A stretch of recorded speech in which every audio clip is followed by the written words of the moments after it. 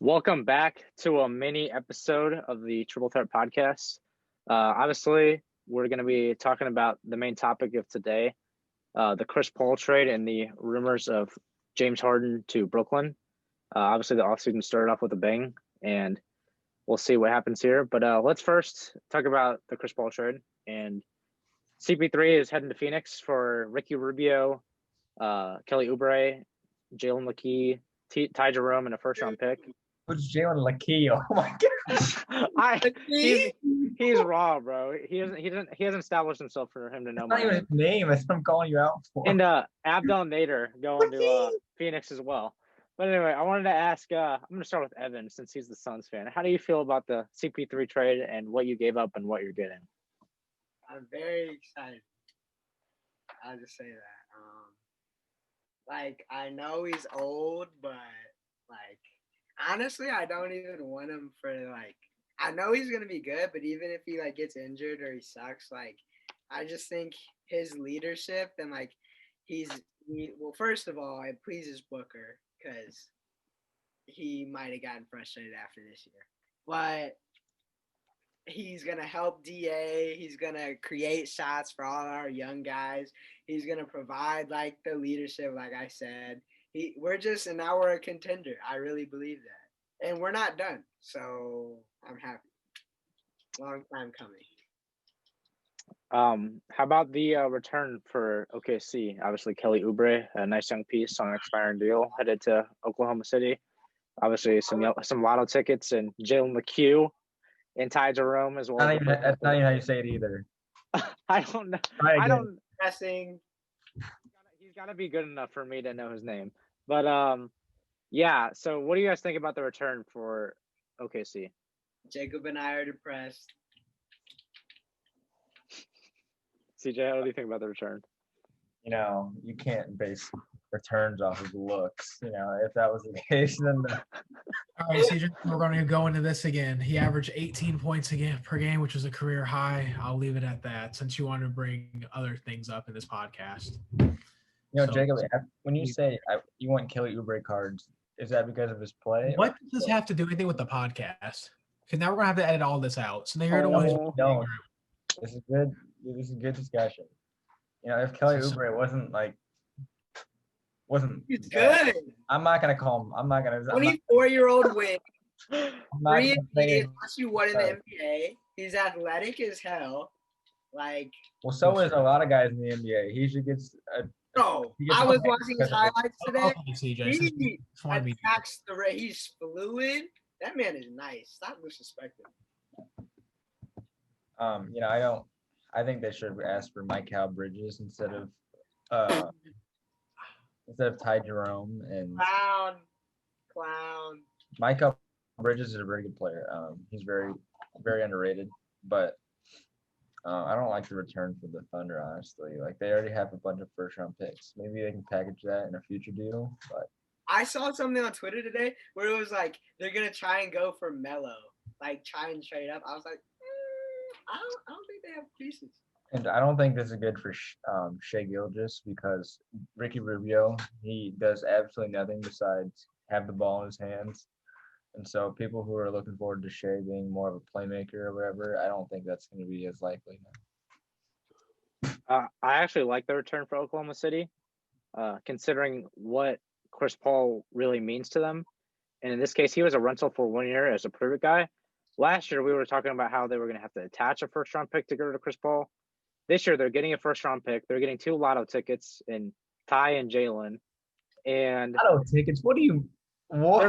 They're lottery tickets, meaning that they're young, they have potential, and you let them play. And Oklahoma City is going to have Ty Jerome play.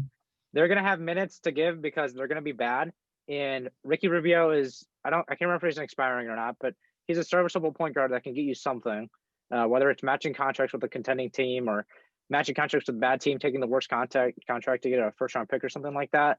And then Oubre is a young wing who can play the 3 or the 4. He's an expiring deal, so you can either choose to pay him and re-sign him, or they can flip him, which is so good about this deal is I think Oubre, you can get another first-round pick for him because we saw Trevor Ariza fetch Oubre in a first-round pick, and I think Oubre is better at this stage than why do you say it like Ariza that?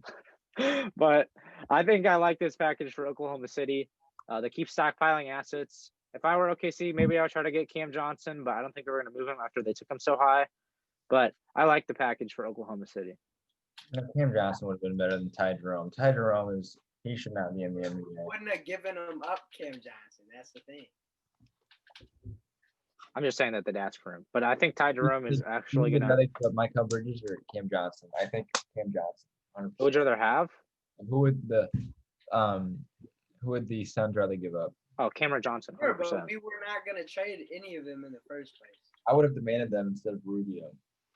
I think the issue was Oklahoma City, as they have with previous stars like Russell Westbrook and Paul George. They let CP3 pick his destination, which basically led to his market being depleted because he wanted to go to one team. So if CP3 gave him like a list of teams, like if they gave him the Clippers, the Bucks, Philadelphia or something like that, maybe you could use those teams to drive up the price for Phoenix and get one of those young 3-and-D wings, but unfortunately they couldn't do that. And I do have an abundance of wings, to be fair. We like Lou Dort, obviously a good defender. Oh my gosh. One of the best. That dude's terrible. Game 7, Lou Dort is something different. You said Lou Dort's terrible? He's horrible. Offensively, yeah, but Game 7, Lou Dort is like 9 threes a game or something like that. Every single time. I know, but if you can work on that.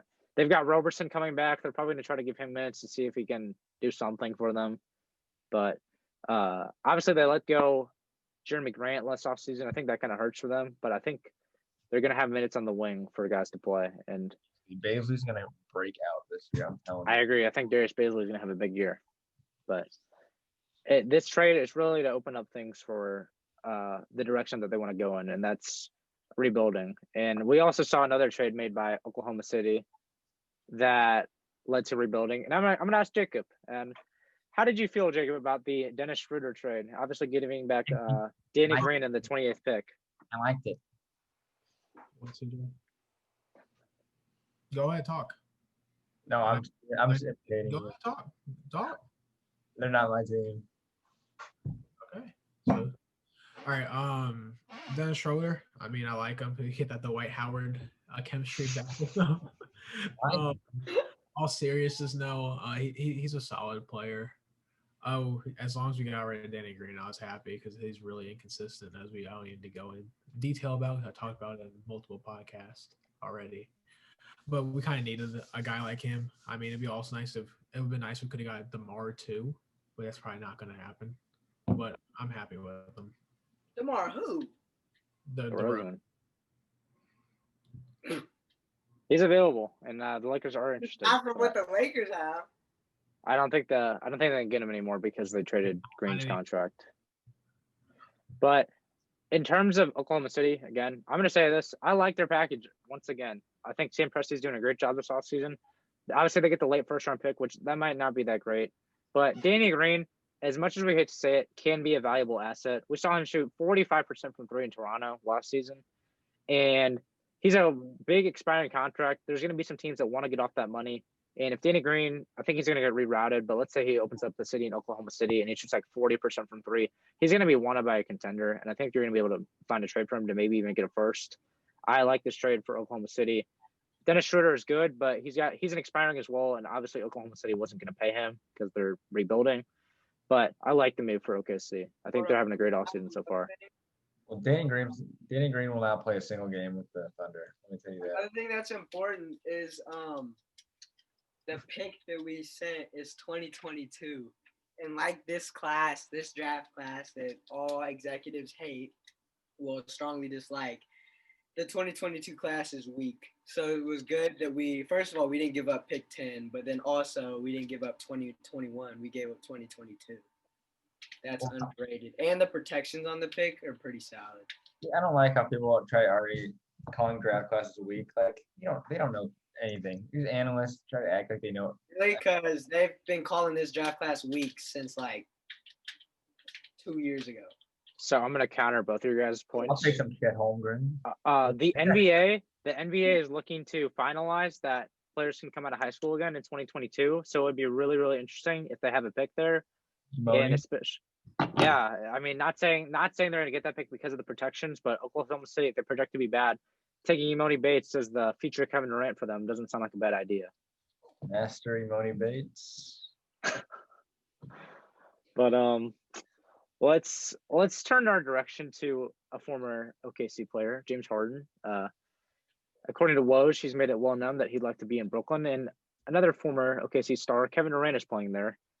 And pairing up James Harden with Kyrie Irving and Kevin Durant would be very interesting. Obviously, 3 superstars.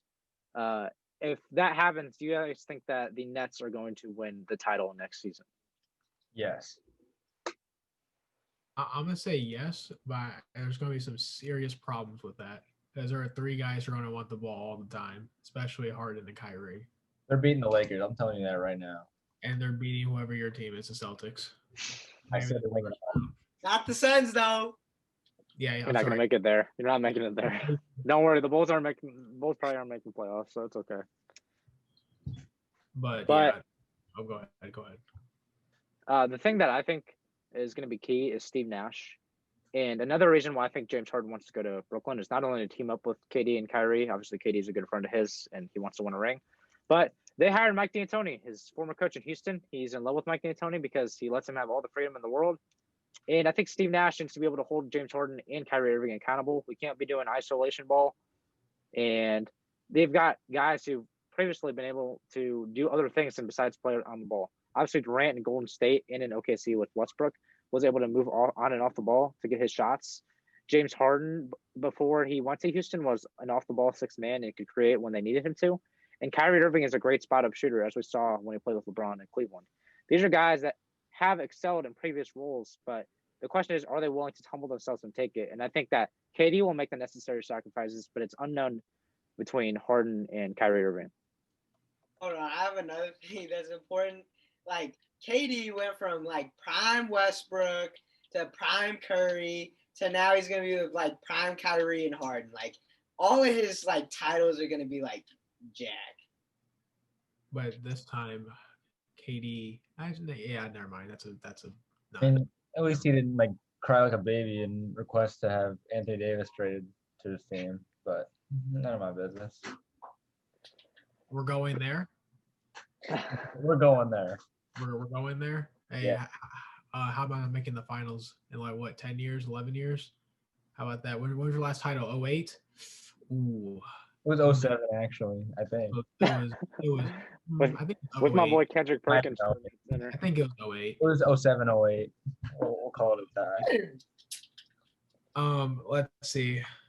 What else? I don't want we didn't go tons of years without missing the playoffs. Gordon Hayward. Oh yeah, we could bring this up too. Marcus Smart, Paul George. Yeah. But It's a nice hypothetical. I don't yeah, you don't know what the media says. Yeah, we know. Podcast vibes. We know. So to ask you guys a question about the Nets and the Rockets, do you guys think that the Rockets will be getting enough in a package? Assuming it's like Karis LeVert, Spencer Dinwiddie, Jared Allen picks, maybe you get one of the younger guys like Rodion Skiric or Nick Claxton. Personally, I'm not the biggest fan of that package, and we know Daryl Morey is in Philadelphia, and he loves James Harden just as much as Mike D'Antoni does, and he's got an enticing young star in Ben Simmons. Obviously, Harden wants to force his way to Brooklyn, and I think the Rockets are going to do James Harden right and let him do what he wants because Harden's been the face of their franchise for 9-something years or something like that, and they don't want to leave bad blood. But I think that Philly with Ben Simmons, I think I'd rather just take the guaranteed star and maybe superstar than I would the complimentary players in Karis LeVert, Spencer Dinwiddie, and Jared Allen. I'd like to hear what you guys think. James Harden for Philly, they're not better than the Celtics, Brooklyn. They're probably better than the Heat because I don't really like the Heat, but. Is that you? Yeah, I'd be mad too. No, it's because they're just riding the wave, and it might have been bad luck on Tatum. I don't know. Oh, it's one play. James is far better than Bam Adebayo. I mean, that's a Kentucky on Duke battle, and guess who won? Kentucky. Illinois ranked 8, Duke 9, Kentucky 10. So I'm not impressed. Talk to me in March. But obviously Ben Simmons is probably the best player that Philly would give. I don't know if Joel Embiid is as enticing as Ben Simmons based on his injury history. Well, I don't And give him up. Like the fit with Simmons doesn't work with Harden. yeah, I don't know. I think I'd rather give up if I were to move one of the guys. I'd rather move Embiid. But the question is, how does Simmons work with Harden? Considering we just saw I don't Westbrook. like the fit at all with either of them, if I'm being honest. Yeah, I think Harden's biggest for Brooklyn. It'll be interesting I think because the Celtics could low-key be a move. Like they are a dark horse team. We've seen them be a dark horse team for superstars. We saw them trade for Kyrie Irving, and I think they'd have the biggest enticing package because if you move Jaylen Brown, or I'm assuming Jason Tatum is untouchable because I'd rather keep Tatum. But if you offer Jaylen Brown, that is a very enticing piece for the Houston Rockets. If you can't get Ben Simmons, Jaylen Brown is enticing. Like you know how I like Jaylen Brown, but I would give him up. I think every team would give up. James Harden is a top 6, top 7 player. Like you give up Jaylen Brown you give up Ben Simmons to get James Harden. Yeah. I have a question for CJ. I've been talking to some Celtics fans here, and they think that some of them think that Jaylen Brown might be better than Tatum, like in the future. No, I'm a big Jaylen Brown fan, but I'd give that maybe like a 20% chance. You know, Jason Tatum just has more tools and stuff right now. And the playmaking is elite. Jason Tatum's playmaking is. Wait, who's playmaking? Jason Tatum. Part of it is because he gets the ball all the time, but Jaylen Brown needs just to be in attack mode and shoot the wide open corner 3. yeah, he shoots high 30s, low 40s from 3, and is a beast in transition and on defense. So he's top 25. Pretty. Both are two-way wings, and like that's great to have. They're the baby Clippers, although they made it farther than the Clippers, so maybe they're better. But obviously, the Clippers had a colossal choke. Why not like Kemba Walker, Jaylen Brown, and like a crap ton of first-round picks and young players for like Harden and Covington? The Celtics do have a lot of first-round picks and a lot of young players. I think I'd give up Romeo Langford. And I would give up every rookie from that class. They're all terrible. I'd give up Robert Williams. I'd give up Carson Edwards. I'd give up Milkhead too. I'd give up anybody to get James Harden. Like as long as it's not Jason Tatum, I want if my starting lineup next year, especially if they get Drew Holiday, if they were to add Drew Holiday like a Gordon Hayward swap or something like that, was like Holiday, Harden, Tatum. Isaac, chill out. This is so unrealistic. Yeah, it's a fun hypothetical, but it would just be the Celtics are a dark horse team because they've shown the willingness to trade for superstars in the past. Obviously, KG and Ray Allen way before to form the first big 3 for super team, and then we obviously had the Kyrie Irving trade, and I think the Kyrie Irving trade was a loss for both teams, but they've got the willingness to make big trades. Yeah, I promise you, Danny Ainge is talking about it right now. There's no way he's not. I think every team should check in on the price of James Harden if he's available, but not the Bulls. You're telling me you wouldn't give anybody up on that roster to get James Harden? I give up everyone, but who would you have left? Felicio? He'd have to be in the contract, or he'd have to be in the trade to match some salary. But let's talk about Harden's backcourt mate, Russell Westbrook.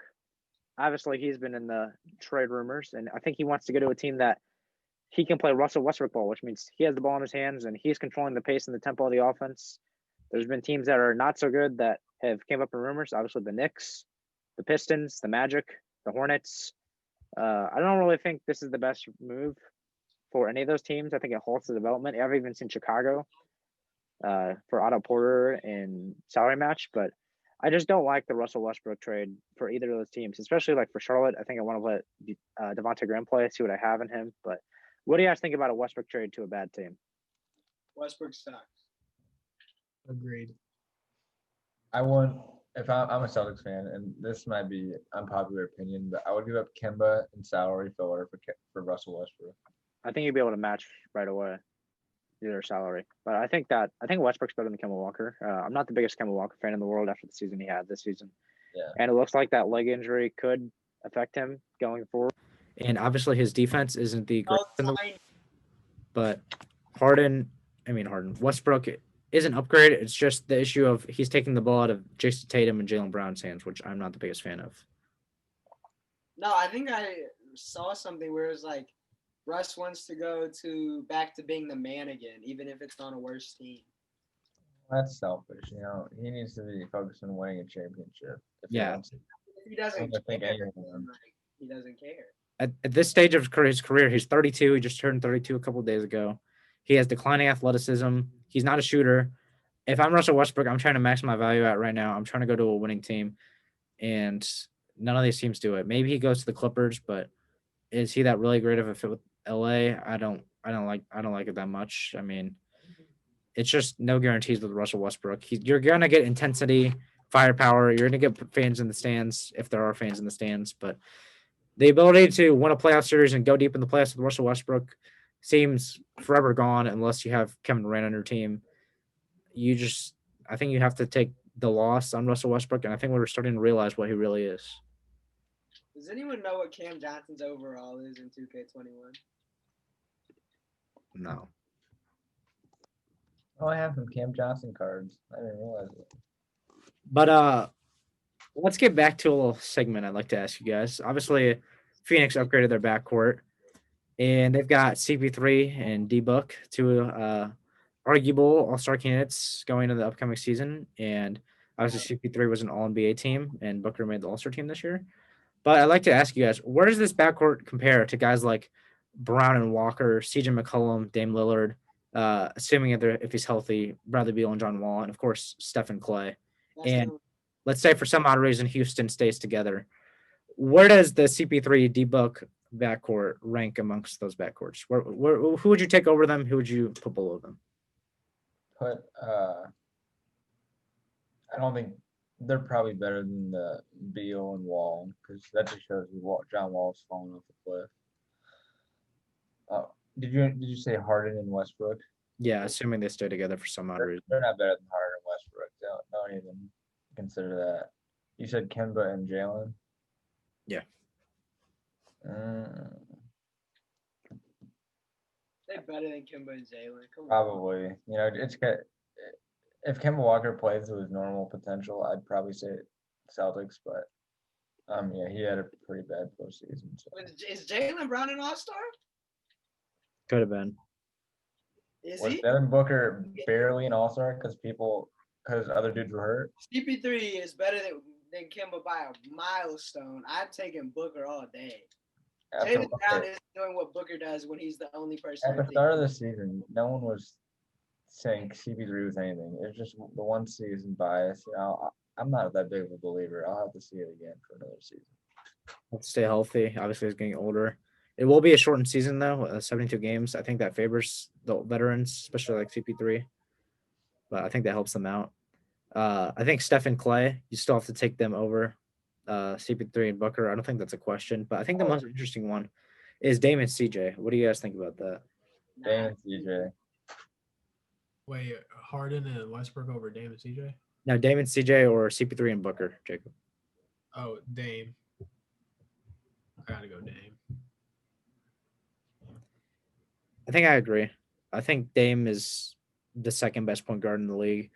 And I think Devin Booker is better than CJ McCollum, but we've seen CJ McCollum take over playoff games, and we haven't seen that yet from Devin Booker. Obviously, he hasn't gotten the opportunity to, but CJ McCollum, Game 7 in the semifinals against the Nuggets was something special when he closed that game out. He's got his behind-the-back step back that is lethal.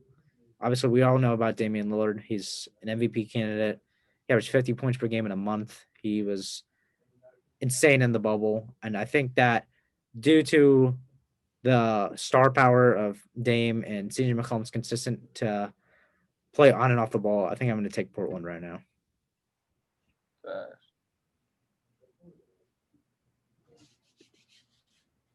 But other than that, obviously Brooklyn made a small move today, trading for Bruce Brown. He's okay, good defender. I think it's an underrated pickup. They only gave up a second and Zanan Musa. Other than that, though, we're hoping that more trades are going to go through. Let me just say that's a very underrated trade. Bruce Brown's really good. I think they made that trade to defend against Trae Young in the Eastern Conference Finals, but that's just me. I do agree that Bruce Brown is an underrated move. He is a great defender, something that you get out of guys that go to Miami. But I don't think that Brooklyn Nets are going to meet Trae Young in the Eastern Conference Finals. I think it's more likely that you see Boston, Miami, or Milwaukee. Still on this Trae over Luka stuff. Yes. And it's realistic to me. It's an unpopular opinion, but go ahead. Finish the sentence, CJ. I started off. Jacob likes committing plagiarism and copy and pasting player rankings from Bleacher Report. Anything you copy my rankings because you said, "Oh, I forgot to leave this player off, but I'll put him right here where I had mine." Okay. So you're saying plagiarism? Don't come at me with it today, CJ. You've been trying to come at me the whole night. I've been very nice to you. I've been very nice. Your search engine says NBA top players. What? You search up NBA top players before a podcast. Yeah, so I can get an idea who's still who. It's okay. Trae over Luka by the end of the season. I'm not worried. All right. But I'll tell you right now, we don't care. We don't care. I don't think we have much else to talk about. But just wait for it. Thank you for tuning in to our mini episode of the Triple Threat Podcast. Hopefully we're doing more of these as more trades go on and obviously the draft, free agency. But like, comment, and subscribe, and we'll see you next time.